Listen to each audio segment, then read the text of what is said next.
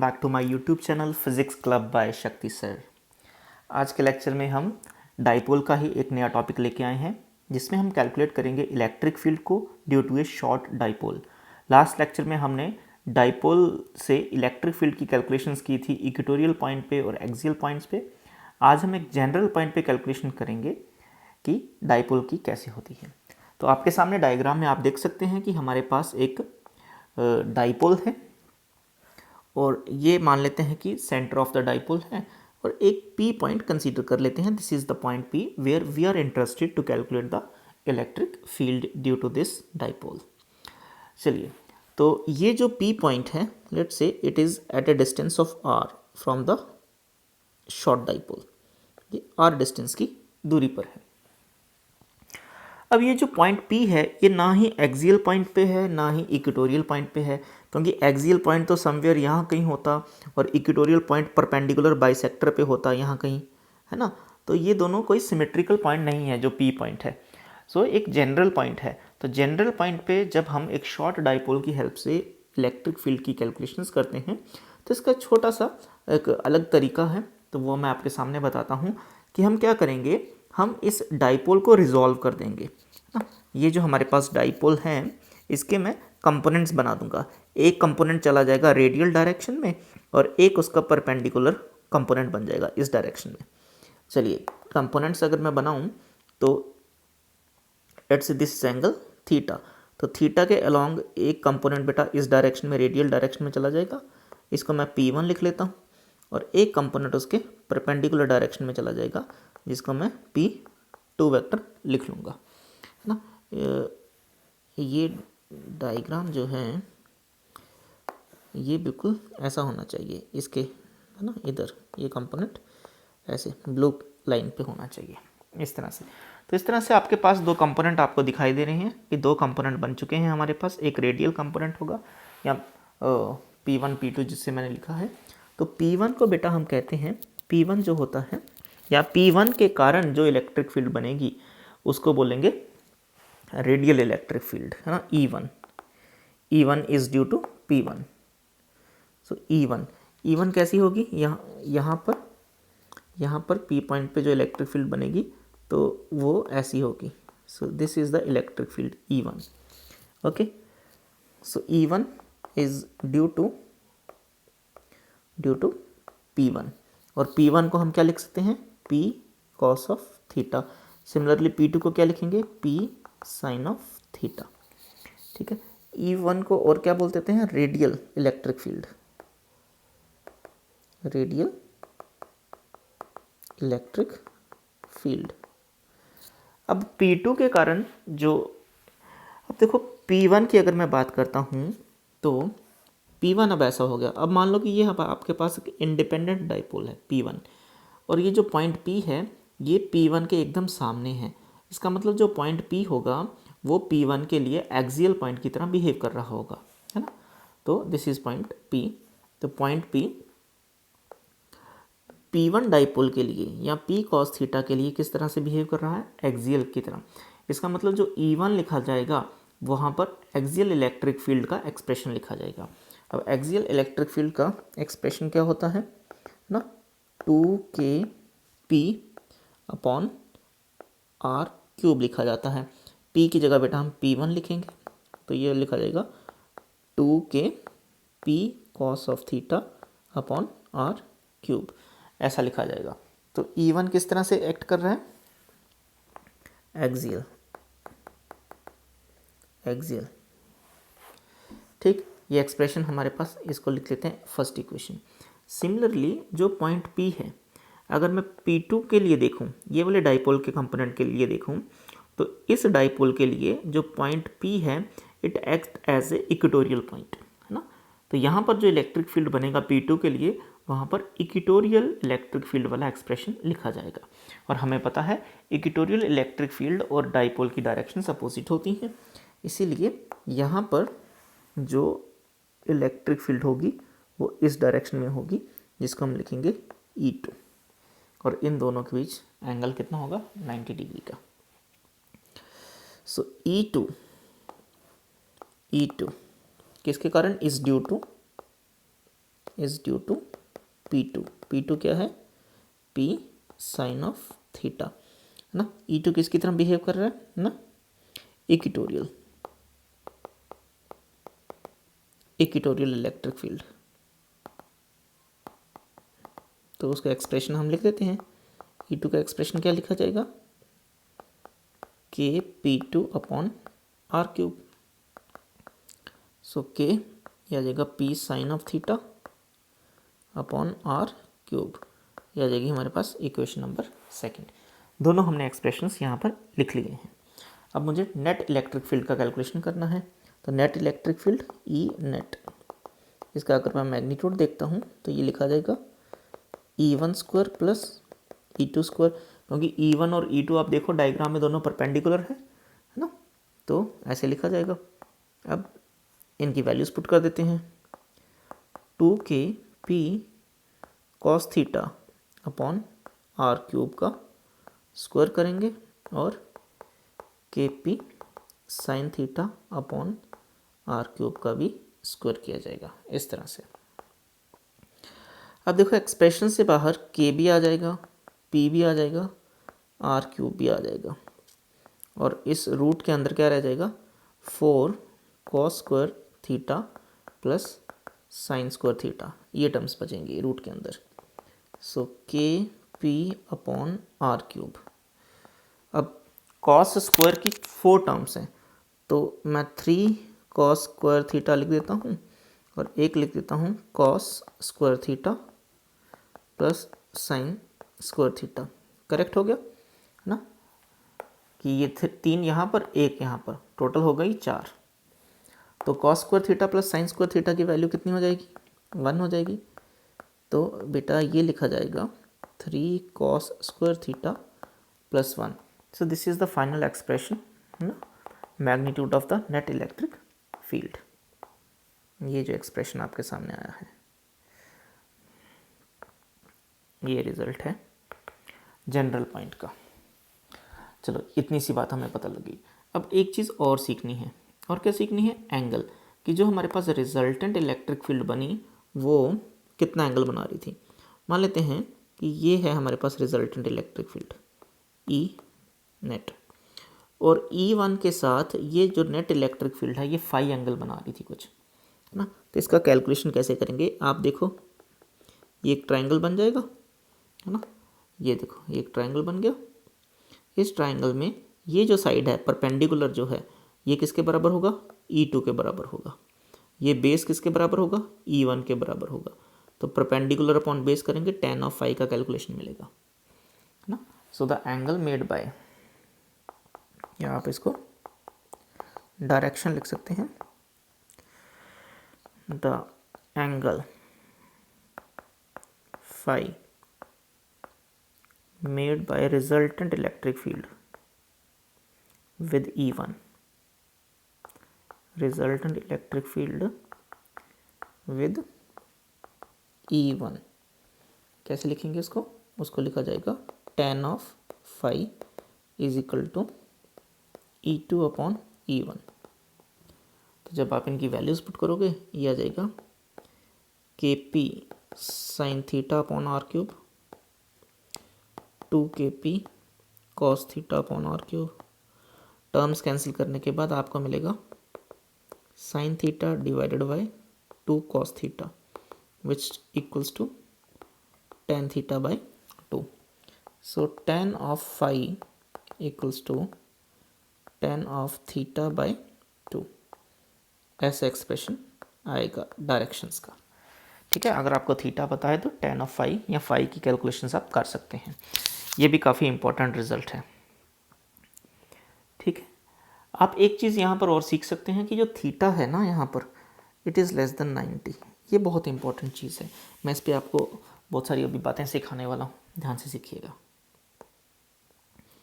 क्योंकि कई बार नीट में मैं देखता हूँ कि ऐसा क्वेश्चन आया होता है ना, टेस्ट सीरीज़ में आ जाता है कि बताओ कि इलेक्ट्रिक फील्ड्स की डायरेक्शंस कैसी कैसी होंगी जनरल पॉइंट पे किसी।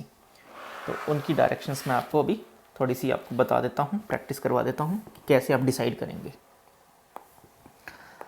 तो सबसे पहला मैं सिचुएशन आपके सामने बना रहा हूँ मान लो कि आपके सामने ये एक डाइपोल है, ठीक, ये पॉजिटिव साइड है, ये नेगेटिव साइड है। तो आपको क्लियर हो गया कि डाइपोल की डायरेक्शन कहाँ से होती है, नेगेटिव से पॉजिटिव होती है, ठीक है। और ये एक बेटा आपके सामने पी पॉइंट है ना।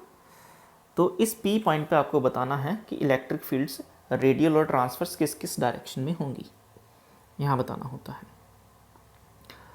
तो पी की जगह कोई ए पॉइंट लिख लेते हैं ना इसको, है ना, क्योंकि पी पहले डाइपोल भी पी है, तो चलो कोई एक पॉइंट है। तो ये यहाँ से कुछ दूरी पर है, ऐसा है, ठीक। अब देखो ये जो लाइन मैंने बनाई है, ध्यान से सीखना बात को, ये जो लाइन मैंने बनाई है और ये जो डाइपोल है, इनके बीच का जो एंगल है यहाँ पर एक्यूट एंगल है, ठीक है। ये एंगल क्या है, एक्यूट एंगल है। This theta is less than 90। तो ये सही है। ये सही है का मतलब क्या, ये सही है जो है, इसका मतलब ये हो गया कि P का एक कंपोनेंट तो इधर आ जाएगा लाइन के साथ और एक चला जाएगा उसके परपेंडिकुलर। मतलब जो P रेडियल होगा इधर चला जाएगा और P ट्रांसवर्स जो होगा ना, ट्रांसवर्स को आप थीटा भी लिख सकते हो ऐसा, है ना, या P_T भी लिख सकते हो ट्रांसवर्स, या फिर P1 P2 लिख लो। अगर ज़्यादा आपको परेशानी है, आप नहीं कंफर्टेबल हो, तो आप ये एक P1 इधर चला गया और एक कंपोनेंट इधर आ गया। P1 पता है आपको, P cos थीटा, और P2 क्या होगा, P sin थीटा। P1 के कारण A पे जो इलेक्ट्रिक फील्ड बनेगी उसकी डायरेक्शन कैसी होगी, ऐसी होगी, है ना। तो ये E1 हो गया ना, या E रेडियल हो गया, रेडियल इलेक्ट्रिक फील्ड हो गई। और दूसरी आपको पता है अपोजिट होती है कि अगर डाइपोल ऐसा है तो इक्वेटोरियल की इलेक्ट्रिक फील्ड कैसी होगी, उसके अपोजिट डायरेक्शन में होगी, इधर होगी, ठीक। तो मैं यहाँ ड्रॉ कर देता हूँ कि इस डायरेक्शन में होगी इलेक्ट्रिक फील्ड, कौन सी वाली, ट्रांसवर्स ड्यू टू P2, और ये किसके कारण होगी, ड्यू टू P1। क्लियर हो गया, चलिए बहुत बढ़िया।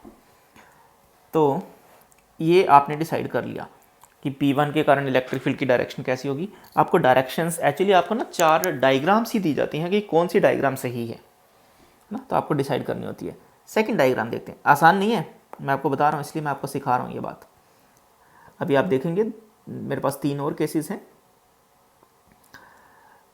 चलो ये केस देखिए कि मेरे पास ये डाइपोल है, ये नेगेटिव, ये पॉजिटिव, और बेटा P पॉइंट या कोई A पॉइंट यहाँ पर है, ये है A पॉइंट।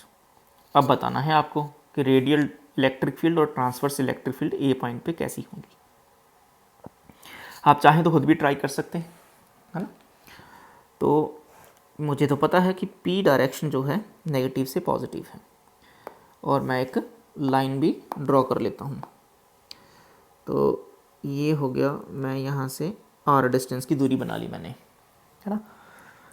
अब जो चीज़ मैं आपको सिखाना चाहता हूँ इससे, वो ये कि जब आप P के कंपोनेंट्स बनाओगे तो कुछ बच्चे क्या करेंगे, कुछ बच्चे बोलेंगे कि P का एक कंपोनेंट तो इधर चला गया ऐसे, जिसको वो लिख देगा P1 क्योंकि A की तरफ, और एक कंपोनेंट फिर वो कैसा बनाएगा, फिर वो एक कंपोनेंट दूसरा ऐसा बनाना पड़ेगा 90 डिग्री पे।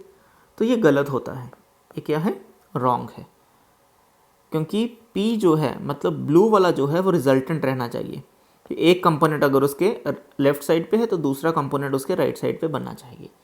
तो अगर आप इस तरह से P का एक कंपोनेंट बना देते हो कि एक कंपोनेंट तो रेडियल डायरेक्शन में होना चाहिए, इस ग्रीन वाली लाइन के जो बिल्कुल सीधा A की तरफ जाता हो वैसा आप बना दोगे, तो दूसरा कंपोनेंट ऐसा बनेगा, है ना, 90 डिग्री पे, तो ये गलत हो जाएगा। ये चीज़ मैं आपको सिखाना चाहता हूँ।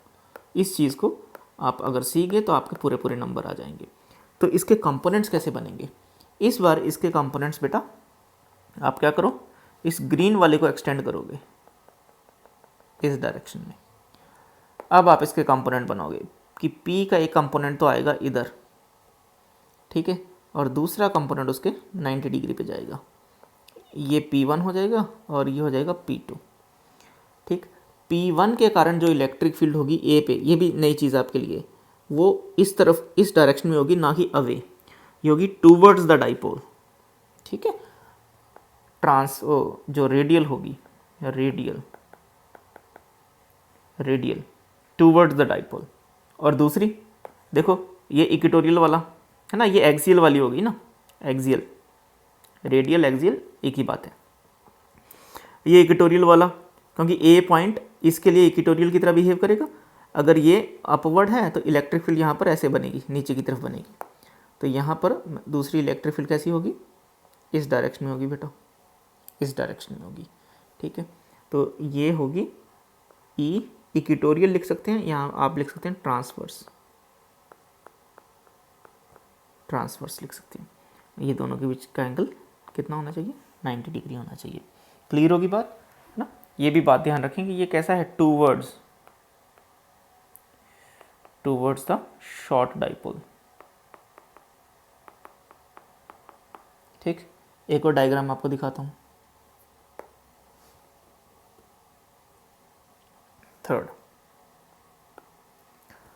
थर्ड डायग्राम में मान लो कि आपके पास इस तरह से डाइपोल है, ऐसा है, ये नेगेटिव हो गया, ये पॉजिटिव हो गया, है ना, और जो पॉइंट है वो यहाँ कहीं है। तो सबसे पहले तो आप आर ड्रॉ करोगे कि ये आर हो गया। अब पी की डायरेक्शन तो ऐसी है, नेगेटिव से पॉजिटिव, फिर से आपके कंपोनेंट बनाने पड़ेंगे। तो कंपोनेंट कैसे बनाएं आप, इस तरह से बनाएं कि एंगल एक्यूट रहे, एक ऐसा आएगा और एक ऐसा आएगा, इस तरह से दो कंपोनेंट बनेंगे। ठीक होगी बात। तो ये हो जाएगा आपके लिए एंगल थीटा। तो इसको लिखेंगे आप P1 और इसको लिखेंगे आप P2। और ये जो पॉइंट है, अब यहाँ पर जो इलेक्ट्रिक फील्ड होगी वो कैसी होनी चाहिए, P1 के कारण टूवर्ड द डाइपोल की away from the dipole, toward the dipole होगी, क्योंकि यहाँ पर देखो डाइपोल की डायरेक्शन कैसी है, इस तरफ है। तो यहाँ पर ए पॉइंट पे इलेक्ट्रिक फील्ड भी ऐसी बनेगी, इस तरह से बनेगी। ठीक, यहाँ देखो डाइपोल कैसा था, डाउनवर्ड इस तरह था, तो इलेक्ट्रिक फील्ड भी इसी डायरेक्शन में आई। इधर देखो डाइपोल कैसा था, एक्सियल इस तरफ था, तो इलेक्ट्रिक फील्ड भी उसी डायरेक्शन में गई, ना कि नीचे की तरफ आ रही थी। ठीक, तो यहाँ पर जो इलेक्ट्रिक फील्ड बनेगी बेटा, यहाँ पर जो इलेक्ट्रिक फील्ड बनेगी वो कैसी बनेगी, इस डायरेक्शन में बनेगी। तो उसको लिखा जाएगा E1, इस डायरेक्शन में बनेगी टूवर्ड्स द डाइपोल। और P2 के कारण जो इलेक्ट्रिक फील्ड बनेगी वो अपोजिट टू P2 बनेगी, तो वो इस डायरेक्शन में बनेगी E2। इसको क्या बोला जाता है, ये एक्सियल वाली सिचुएशन है, या फिर आप इसको बोल सकते हो रेडियल। और ये इक्वेटोरियल है, इक्वेटोरियल वाली, या इसको बोल सकते हो ट्रांसवर्स की सिचुएशन है। आई होप कि आपको ये क्लियर हो गया होगा कि किस तरह से आपको डिसाइड करना होता है कि किस डायरेक्शन में बातें जाएंगी। चलो एक और नई चीज़ सिखाता हूँ। और ये क्या है कि मान लो कि हमारे पास मोनोपोल है। मोनोपोल का मतलब होता है एक पोल, इस तरह से सिंगल चार्ज, और किसी पी ए पॉइंट पे ना, पी क्योंकि डाइपोल है, तो ये आर डिस्टेंस की दूरी पे जो इलेक्ट्रिक फील्ड होगा ए पॉइंट पे, that is proportional to 1/r²। ये हमें पता है पॉइंट चार्ज के कारण, है ना, ऐसा होता है। तो फिर आ गया मोनोपोल के बाद डाइपोल। डाइपोल में आपको पता है एक नेगेटिव चार्ज होता है, एक पॉजिटिव चार्ज होता है, इस तरह से हम बना सकते हैं। ये डाइपोल हो गया। ठीक, अब इस डाइपोल्स का किसी ए पॉइंट से, ये आर डिस्टेंस हो गया। अब ए पॉइंट पे इलेक्ट्रिक फील्ड कैसा होगा, डाइपोल के कारण वेरिएशन कैसा होगा। So electric field at point A due to this dipole, या किसी भी डाइपोल के कारण जो होता है उसका वेरिएशन होता है 1/r³। ये याद रखिए, सिंगल चार्ज के कारण 1/r², तो दो चार्जेस के कारण 1/r³।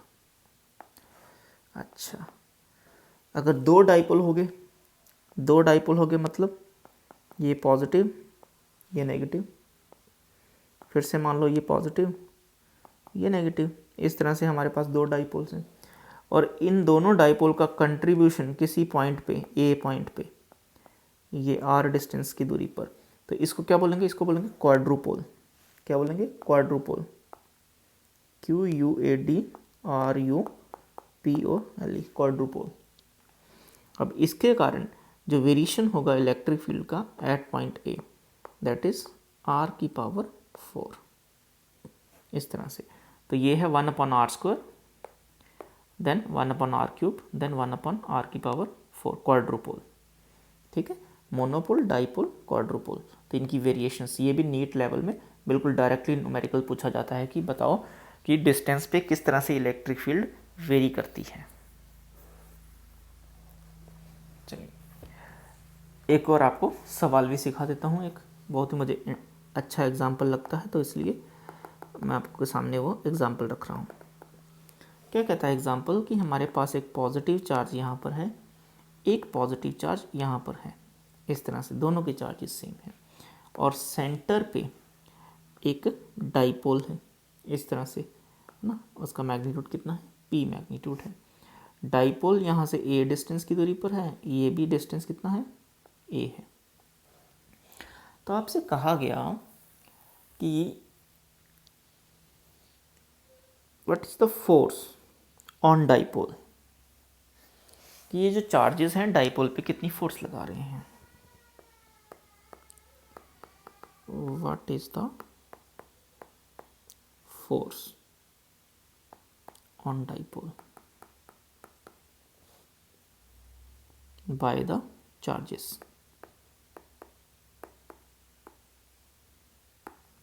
कि चार्जेस मिलके कितनी फोर्स लगा रहे हैं डाइपोल पे। तो इस क्वेश्चन को हम सॉल्व ऐसे करेंगे कि ये जो डाइपोल है ना, ये जो डाइपोल है, इस डाइपोल के लिए ये जो चार्ज है ये कहाँ पर रखा हुआ है? इक्वेटोरियल पॉइंट पे। सिमेट्रिकली ये वाला चार्ज भी कहाँ पर रखा हुआ है? इक्वेटोरियल पॉइंट पे। इसका मतलब इस डाइपोल के कारण यहाँ पर इक्वेटोरियल इलेक्ट्रिक फील्ड बनेगी और उसकी डायरेक्शन कैसी होगी? डाउनवर्ड डायरेक्शन में होगी, है ना। तो मैं कहूँगा कि यहाँ पर इलेक्ट्रिक फील्ड बनेगी डाउनवर्ड डायरेक्शन में, तो सिमेट्रिकली यहाँ भी इलेक्ट्रिक फील्ड बनेगी। तो डाउनवर्ड डायरेक्शन में अगर इलेक्ट्रिक फील्ड है तो फोर्स भी डाउनवर्ड डायरेक्शन में लगेगी। तो फोर्स क्या लिखा जाएगा? Force is equal to QE। यहाँ भी फोर्स क्या लिखा जाएगा? Force is equal to QE। और दोनों फोर्सेस कैसी होंगी? डाउनवर्ड डायरेक्शन में। ये वाली फोर्स मतलब इस चार्ज पे फोर्स लगेगी डाउनवर्ड डायरेक्शन में, इस चार्ज पे भी फोर्स लगेगी डाउनवर्ड डायरेक्शन में। ठीक है, मतलब ये जो एक डाइपोल रखा गया है, ये दोनों चार्जेस पे कंबाइंडली कितनी फोर्स लगा रहा है? F + F 2F की फोर्स लगा रहा है। अब कहते हैं कि हमें तो पता करना था कि इस पे कितनी फोर्स लग रही है चार्जेस के कारण, है ना।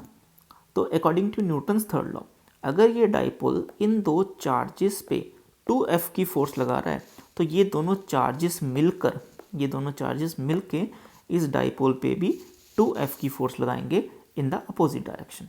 तो ये फोर्सेस तो डाउनवर्ड डायरेक्शन में है, तो इसका मतलब ये चार्ज और ये वाला चार्ज दोनों मिलके इस डाइपोल के ऊपर अपवर्ड डायरेक्शन में 2F फोर्स अप्लाई करेंगे। तो हम कह सकते हैं कि इसके ऊपर कितनी फोर्स लगेगी? 2F फोर्स लगेगी in the upward direction.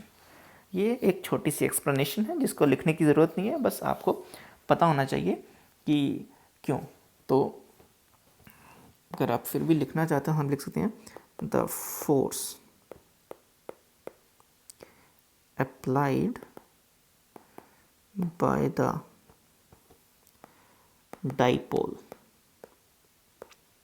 on the charges is F + F equals to 2F. So from Newton's third law,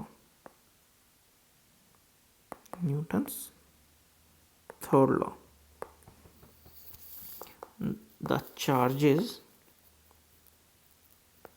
apply the same force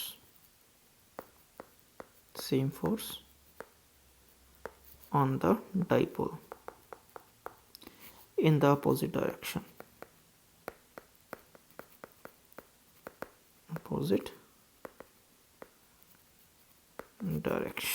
ऐसे in the opposite direction। So कितनी फोर्स होगी? F 2F है ना, net force कितनी होगी 2F, 2 charge into electric field equatorial वाली ना, कितनी होती है वो इलेक्ट्रिक फील्ड, वो इलेक्ट्रिक फील्ड होती है के पी अपॉन आर क्यूब। तो आर क्यूब की जगह ए क्यूब लिखा जाएगा, के पी अपॉन ऐसे, ठीक। अब के की वैल्यू पुट कर देते हैं, 2Q, के की वैल्यू कितनी होती है 1/4 pi epsilon naught P upon A cube, A 2 और 4 में एक टर्म कैंसिल हो जाएगा, ये आ जाएगा cube P divided by 2 pi epsilon not a cube. So this is the required answer of this problem. इतनी फोर्स एक्ट करेगी अपवर्ड डायरेक्शन में, कौन सी डायरेक्शन में, अपवर्ड डायरेक्शन में एक्ट करेगी, है ना। तो आज के लेक्चर में मैं इतना ही आपके सामने डिस्कशन रख रहा हूँ कि हमने किस तरह से डायग्राम्स को सीखा। ये न्यूमेरिकल बहुत इंपॉर्टेंट था, मोनोपोल, डाइपोल, क्वाड्रुपोल, ये डिस्टेंस के साथ कैसे वेरी करते हैं, ये बहुत इंपॉर्टेंट चीज़ है, इसको आप हमेशा याद रखिए। न्यूमेरिकल्स में आ सकते हैं डायरेक्टली। ये डायग्राम्स बहुत इंपॉर्टेंट हैं, इन डायग्राम्स को ध्यान रखिए कि कैसे आपने डाइपोल को रिजॉल्व करना है और डायरेक्शंस डिसाइड करनी है। फिर ये रिज़ल्ट बहुत इंपॉर्टेंट है, इस रिज़ल्ट पे डायरेक्टली सवाल पूछा जाता है, ठीक। और उसके बाद ये रिज़ल्ट, ये भी इम्पॉर्टेंट है, इसको याद रखिए डायरेक्टली, है ना। तो जनरल केस में आप किस तरह से एक जनरल पॉइंट पे शॉर्ट डाइपोल के कारण इलेक्ट्रिक फील्ड कैलकुलेट कर सकते हैं, आज मैंने आपके लेक्चर में ये रखा है। मिलते हैं नए लेक्चर में। फर्स्ट टाइम विजिट किए हैं तो यार सब्सक्राइब जरूर कर देना। Wish you all the best, bye bye.